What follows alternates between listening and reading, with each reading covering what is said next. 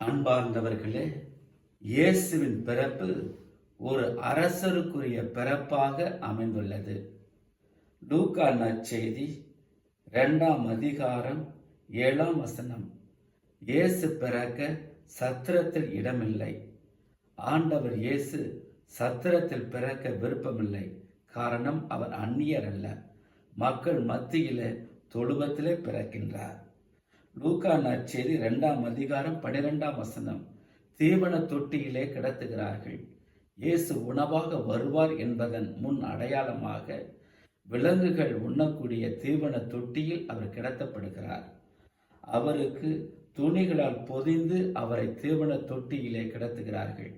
அந்த துணி தாவீது மரபின் துணி. அது கிழிந்ததாக கந்தலாக இருந்தாலும் அவர் அரசர் என்பதை சுட்டி காட்டுகிறது.